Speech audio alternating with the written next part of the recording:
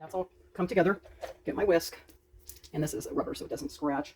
And if I wanted to, I would have gotten out one of my, whatchamacallit, cast iron bud. So this is just some flour I took out. So I'm not wasting too much. I'm seeing how much, so that's about a tablespoon. So 2 tablespoons per 1 cup.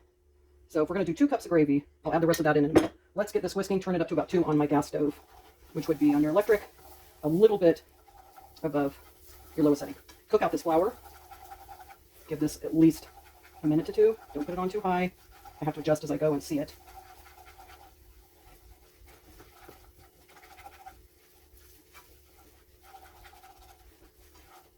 That's really warm up there. Then we'll cut up some of that sausage and put it into this gravy. I kind of moved the phone video close. So let's see what was going to get. Let's get out a milk. I have it right here. 2% organic, just happens to be. Let's get 1 cup here, set it to the side. So we're going to go with, probably start with the cup, and then we'll add in little by little that second cup. Isn't it, let's see, 2 tablespoons of flour. I have to look per 1 cup. Comes out perfectly for cheese sauce. Okay, so we got 1 minute on this whisking. Get 1 more. Cast iron, it would turn a lot darker, but I don't feel like going through all the cleanup and everything, and this is an easy skillet to clean. So, okay. With that said,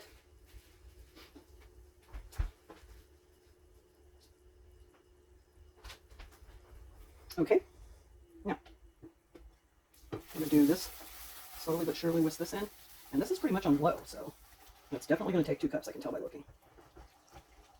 This way of doing it with the flat just seems to work well for me.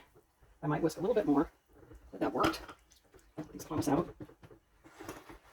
Do you like pepper in your gravy? I sure do. We've got that little bit of salt already from the butter, the sausage, and the bacon grease. Okay, let me pour another cup so we have it on hand. And this milk came out of the freezer, so always a good idea in bad weather. You can freeze butter, freeze cheese, freeze milk. Freeze leftovers if you're just going to be cooking on your wood stove. That's how it was when my kids were young. We had a wood stove, and I always had frozen stew, which was always a favorite because I froze bread. English muffins, French bread, toast, grilled cheese sandwiches, whatever you can get by with, right? But there, we didn't have, and do a little bit more flour. Get that worked in.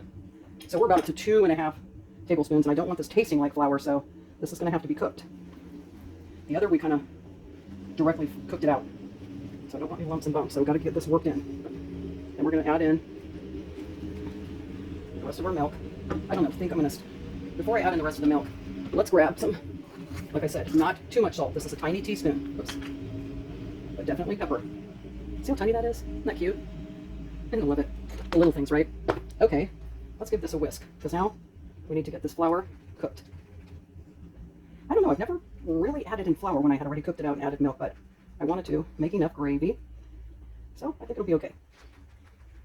You got your whisk, you got your spatula, and your patience. That's getting way too warm up here. That's all I need is that to break. Okay, so what we're going to do is grab a little knife and get some of this sausage into this gravy, because we're cheating, because we don't have any ground. Get some of the sausage. So let's do it this way. And without having the real milk, yeah, that's going good. See it thickening up?